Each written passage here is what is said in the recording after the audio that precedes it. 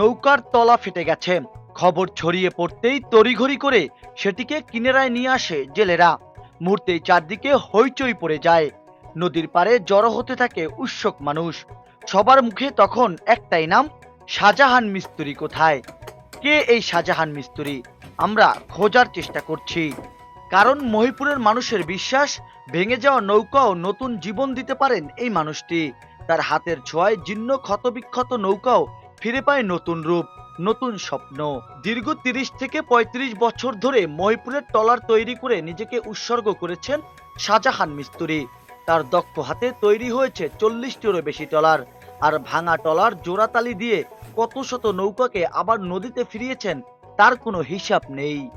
মহিপুরের জেলে পল্লীতে তাই শাহজাহান মিস্ত্রি শুধু একজন কারিগর নন, তিনি যেন নদী আর জীবিকার রক্ষক, যার হাতে জাদুতে মৃত্যুপ্রায় ট্রলার ফিরে পায় নতুন জীবন। আমরা খুঁজে পেয়েছি শাহজাহান মিস্ত্রিকে। আমরা জানার চেষ্টা করেছি তার জীবনের গল্প। আমার বাবাই মিস্ত্রি আনলে এই ডগে নতুন বোট করছে। আমরা হের লাগে থাকতে থাকতে আমরাও শিখছি, আর আমরাও নতুন বোট করি।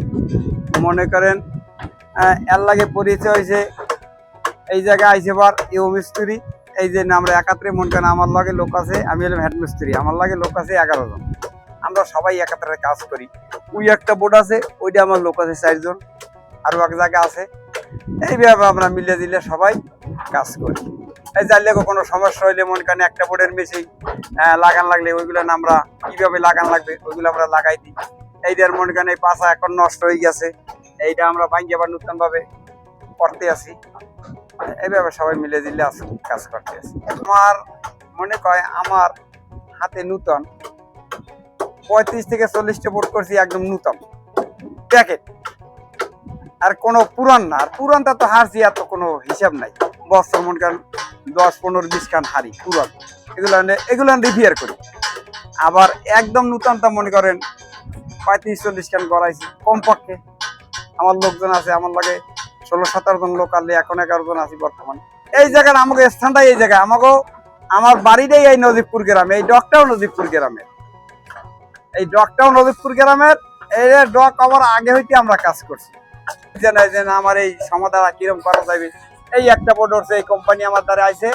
এই কোম্পানি যে ভাই আমার তো এখনো বড় ইঞ্জিল বর্মু, এই জায়গায় আমার কি কাজ করতে হবে? তাহলে উনি বড় ইঞ্জিল বললে ওনার এই জায়গায় 2টা গাছ আছে, ওটার আমরা কই যে এটার ইঞ্জিল বয়, ওটার ফান্ডিমেশন কই, আমরা ফান্ডিমেশন পাল্টাইতে হইবে। তারপর আমরা কেসিং গেলে কেসিং পাল্টাইতে হইবে। ওগুলো আবার পুরান বাদ দিয়া একেন ভাবে নতুন ভাবে ওগুলো আবার ফিট করতে হইবে। লাইন ফিট করলে মনে করেন লাইনে যদি আমার কোনো সমস্যা না হয়, সাগরে ওই বোট গেলে মনে করেন চালাইয়া ভালো থাকবে। আর যদি লাইনের সমস্যা ওই বোর্ডে গেলে, ওই সাগরে গেলে মনে করেন ওই বোর্ডের মনে করেন সমস্যা হয়, ইঞ্জিন নষ্ট হইলে ওই লাইন যদি ভালো না থাকে তাহলে তো মনে করেন আপনার বোর্ডে সাগরে গেলে সমস্যা হয়। এই জন্য মনে করেন কিছু মেন মিস্ত্রি, আমরা হেড মিস্ত্রি আছি মনে করেন 4-5 জন এই এবারে এই ডগে, এরা আমরা ওই কাজগুলো করি। আমাকে লগে লোকজন আছে, এখন নিয়ে আমরা মেন বোট সাগরে মনে করেন যাইয়া সাগরে বোট মনে করেন ইঞ্জিন নষ্ট হয়, আবহাওয়ায় বোট ওই তুফানে ফালাই দিলে ওগুলো আবার মনে করেন যদি খোঁজ পাওয়া যায়, যে এই বোটটার আমরা খোঁজ পাইছি, ওই বোটটা মনে করেন এদিক দিয়ে যাইয়া 2-4টে বোটে মনে করেন ওটা টাইনে কিনে আনলে আবার আমরা ডগ উঠাই, ডগ আনলে আবার ওইটা মনে করেন এই যে বললাম কেসিং ভেঙে যায়, পথের ওই কেবিন ওগুলো খুলে গেলে ওগুলো আবার নতুন ভাবে রিপেয়ার করে, যে থায় আর যেটা না থাকে ওগুলো আবার নতুন ভাবে ছাড়িয়ে দিই, আবার উপর ঠিক হয়ে যায়।